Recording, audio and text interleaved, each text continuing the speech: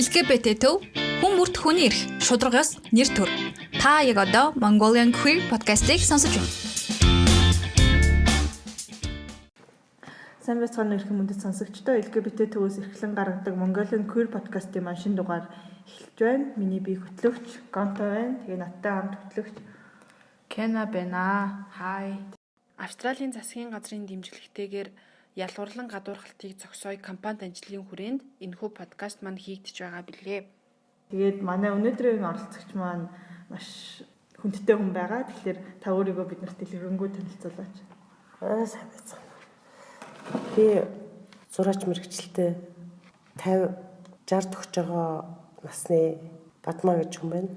Тэг өнөөдөр ярилцлаганд өргөцсөн та их баярлж байгаа.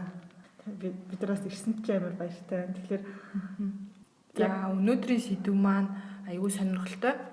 Манай өмнөх дугааруудад болохоор ихвчлэн залуучууд ордог. Тэгээд өөрсдийнхөө түүхүүд, найзууд нь ч гэсэн тэдэнд хэрхэн комаут хийжсэн, яаж хүлээж авч ирсэн, өөрийгөө хэрхэн мэдчихсэн талаар ярьдаг бол өнөөдөр болохоор яг их хүний зүгээс ярих байгаа. Миний хүүгээ. Гэхдээ хүний яг тийм юу нь бол багасаа баг анзаарэгдэж идэм байлээ. Хүмүүс л нэг айхтар анзаардаггүй болохоос биш. Манай хүү болохоор зэрэг багасаа палаж өмсөх гэж гүгээл. Тэгэл нэг охтуудтай найзлал нэг тиймэрхүү байдаг байсан. Тэрийг би нэг анзаардагч байсан билээ. Тэгээ хүмүүс сургуульд яваад нэлээ олон жилийн дараа надаа өөрийгөө хэлсэн. Нэг өдөр хэллээ. Та намайг мэддгүү. Та хэнийг мэдэх вэ? Нөгөө нэг алдартай нээлттэй ч юм блэ. Элтон Джон, Фредди Меркьюри Биш тэр биш. Монгол ган од. Та гамбушиг мэднэ бицтэй. Гамбушиг мэдгүй Монголд аяар байхгүй юм чинь. Тэгсэн чи яасан гэсэн чинь. Би яг гамбуштай адилхан л гомо уншдаг гэл бүр манай уч амар хурц илэрхийлэлтэй айхтар. Тийм байна. Тэгсэн чинь л би эхлээл дүр гэж киноны кадр ирэлдэж байгаа шиг нэрээ юу вэ гэд баахан бодоол. Тэгэл би хүүтэй хайртай унчаад айлуулах хүүгээ бас цочроохгүй 50 хүлээж авъя гэсэн бодолтой. Гоо яах вэ? Хүмүүс янз янз байжлаад гэжтэй. Зүгээр гэд тэр үедээ хэллээ. Чи тэглэж гэсэн миний хайртай хүү хэврээл ах юм чинь. Тэгснээ яг цаагуур олохор би амар том цочролд орсон. Яг тэгвэл ингээд яг тэр дороо би бас нэг ажил үйлчлэлд гараад явсан юм аа тэр өдрөө. Тэгээ явж исэн чинь шууд машинтай мөргөлдөөд. машинтай явжсэн юм. Машинтай мөргөлдөөд тий.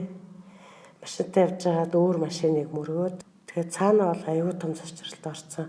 Тэгэл бүр элдв бусан юм бодогдол заавал ингээд миний хүү тийм дүртүний ямар учиртай юм бэ гэж өөртөө буруу өгөөл илдвэл юм бодогдсон юм билээ. Тэгж хаах мэдчихсэн. Гэхдээ яг тэрийгэ хэлснээс хойш битэрийн хооронд ингээд жоохон манай өч тэр үед том болсон юм чинь хүндэрлэх гэдэг юм шиг тийм их хүү хоёр хүндэрнэ гэдэг чинь айгүй муухай юм болно шүү дээ. Тэгээд хүүхд чи өөрөө тийм нуух юмтай болохоор өөрөө ирэхгүй тэгээд бас цаашаа зүтгэд идэм билээ. Нуух юмтай байхаараа. Тэгэхээр битэрийн хооронд нуух юм байхгүй болчихоор аль альнд нь их гоё болсон. Бүр хэдэн жил уулзаагүй найзуудчаг зүгээр үерэлж ирэл айгүй их юм яриад битэр чинь. Тэгээ яг тэр юугаа сэтгэлийн тэр нөгөө сонин цочрол маань их гоё зургнууд болж гарч ирсэн. Тэгээ тэр зургаараа 7хон зураг гарсан л да. Нэг олон зураг гараагүй. Айгүй их шүү дээ. Тэгээд 7 зургаараа би Токиод Шинжикуд үзэсгэлэн гаргаад тэрнээс 3 нь буцаж ирээд 4 зарагдсан гэ бодтой. Тэгэхээр хүнд айгүй хүрсэн зураг болсон юм шиг. Тийм үү. Тэгээд үлдэж ирсэн 3 зураг нь бас эзэнтэй болсон. Хөргөө. Гоё. Тэр яг нэг уран бүтээлчийн оргил үе гэдэг шиг. Үгүй юу айгүй хэрэгтэй юм шиг. Сэтгэлийн тэр айхтар хурц догтлол хүнд айгүй хэрэгтэй гэдэм билээ. Гэхдээ мэдээч догдолж ийн гэлгээс ягаал сараачл зураагүй л те бодонд доторх бодлол илэрхийлсэн л. Тэгэхээр та хүүгээ ойлгохгүй таны нөгөө уран бүтээл сэтгэхгүй арай илүү эргээр нөлөөлсөн гэж та боддог уу? Эсвэл зүгээр л одоо их хүн л бол хүүхдээ ойлгоно гэж илүү боддог уу? Үгүй ер нь их хүн болгон төрүүлсэн өөр хүүхэдтэй хайртай шүү дээ. Тийм болохоор их хүмүүс ер нь хүүхдээ ойлгуулгүй байх уу? Тэр бол ямар бүр хэцүү юм бас биш шүү дээ. Одоо жишээ нь саажилттай юутай хүүхдийн тэр төрүүлсэн эхчүүд байдаг шүү дээ. Тэгэл насаараа тэр хүүхдээ асраалт тэгэл явж идэг ээж зөндөл гэдэг шүү дээ. Хүүхд маань хинч яасан хайртай л байна. Ер нь бол их хүн бол нэг кино байдаг шүү дээ. Алуурчин хүүхдтэй. Алуурчингаа хүртэл хайрлаж байгаа чинь юу тэрний аж жирийн л байхгүй. Зүгээр л ёстой жирийн юм байна. Ерөнхийдөө надад болохоор за өөртөө хүлээн зөвшөөрсөн хүүхэд жаах уу тэгэл за би байгаа юм чинь хүлээгээд авцсан. Эцэг эхийн хувьд болохоор яг тэр хүлээж авах процесс нь айгүй хэцүү санагдаад зөрчилдөөд байдаг юм шиг санагдаад тийм жишээ нь манай ээж бол одоо хүртэл хүлээж авч чадахгүй хүмүүсээс ингээд нуудаг ч юм уу хүмүүсийн өмнө одоо яах уу гэж бодоод одоо эцэг эхийн хүлээж авах процессыг яаж түргэсэх үү? Гэхдээ тэгэл энэ бол зүгээр л айл бүр эртнээс хэрэг ингээ уншаа судлаад үзэх юм бол угаасаа л байсан л юм байгаа байхгүй юу? Тэгээ нөгөө социалист монголч гэдэг юм уу? Ер нь дэлхийд даяараа тэр чинь өвчин гэл эмчлэг гэл янз бүрийн юм болж исэн юм билээ шүү дээ. Юм бас уншаад тэгээд LGBT тэр хүмүүс чинь асар өндөр мэдрэмжтэй байгаа юм шиг санагддаг. Яг зөвл тэд нар нөгөө нэг өөрийгөө хүнээс дутуу гэж ойлгоод ямар ч бас бүр багтаа бол тэнгүүтээ асар их хүчтэй мэрэлттэй юм болгоныг оролддог. Тэнгүүтээ айл нэг талаараа нээгдсэн ч гэдэг юм уу те. Аль нэг авьяас нь тэгээд ерөнхийдөө бол миний бодлоор их хүчтэй хүмүүс санагддаг шүү дээ. Их тэнхээтэй сэтгэлийн янз бүрийн юмуудыг бас унших хэрэгтэй. Тэр мундаг уран бүтээлч хүмүүс LGBT хүмүүс зөндөл л шүү дээ. Одоо зураачч Фрида Кало ч одоо юу шүү дээ. Юу лээ? Bisexual тийм. Тэгэл Фредди Меркури байна. Өшөө одоо олон талдартай Элтон Джон гэлтэй зөндөл алдартай хүмүүс байдаг шүү дээ. Тэгээ улс төрч байдаг. Бүр Америкийн хэдэн 20-ад оны үед л нэг сенатор байсан юм биш үү?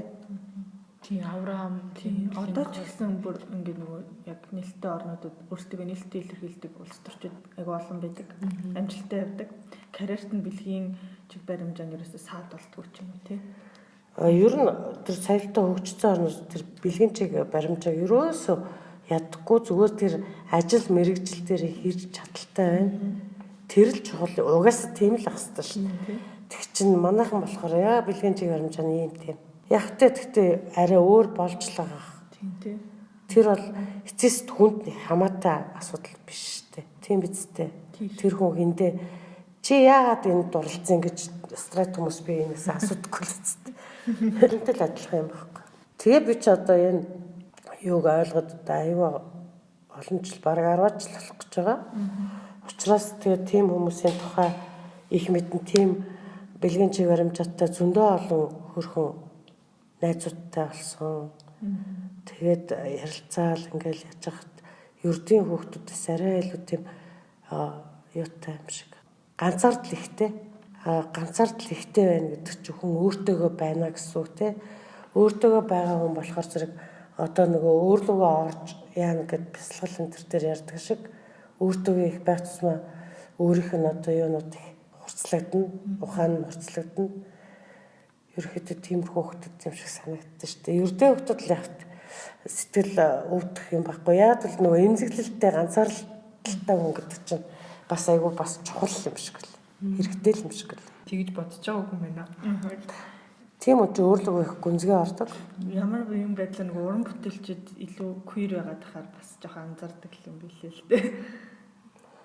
Бидний үеийн одоо 60-аад насны хүмүүс дотор бол зөндөл тийм байсан баг. Гэхдээ нөгөө тас нуугаад, андуураад тэгээд одоо өөрийгөө хүчээр одоо өөр тийшээ замнуулсан тийм хүмүүс их хэлээд юм шиг байна. Хэлэх биш ямар хэлэхгүй. Тас байдаг. Тэгэл одоо ингээл найз нөхдөд анзарч байгаа. Энэ тиймэрхүү юм байна шүү гэж мэддэгдээд байгаа. Гэхдээ ер нь бас байгалах л та. Байсан л гэж таарна шүү дээ. Надад гонигтай санагдаад идэв. Тэр хүмүүс бол хэцүү штэ яад л өөрөөр амьдраагүй. Одоо хайр дурлалын хувьд бол өөрөөр амьдраагүй гэдэг чинь айгүй том 50% нь алга болчихлоо гэсэн үг шүү дээ. За яг уран бүтээлч хүмүүс зураг мургаа зараад өөрийгөө илэрхийлж болно. Тэгтээ мэдгүй. Өөрөөрөө биш байх гэдэг хэцүү л. Ер нь тэгээд одоо LGBT байлаа гэд тэрэнд эмзэглээд хүүхдүүд нь тэрнээсээ болоод одоо бүр бага насны юм ойлгохгүй хүүхдүүд л баг амиа хорлох юм бодогдтiin гэсэн. Тийм учраас энэ юун дээр бол эцэгчүүд хүүхдээ ойлгоод их юм уншиж судлаад тэр талаас нь тэг хүүхдтэй ойрхон байхыг л бодоор одоо нэг л заяасан сайхан хүүхдтэй тэгээд эерэг хандцгаагаар л гэж хэлмээр. Таныг бидний урилгыг хүлээж аваад ирээд дэлгэрэнгүй гоё ярилцсанд маш их баярлалаа. Таны уран бүтээлээс амжилт хүсье. Бас бусад эцэг эхчүүд ч гэсэн илүү ойлгоосой гэж хүсэж байна. За баярлалаа. За баярлалаа. Баяртай. Баяртай. LGBT төв хүн бүрт хүний эрх шударгаас нэр төр. Та яг одоо Mongolian Queer podcast-ийг сонсож байна.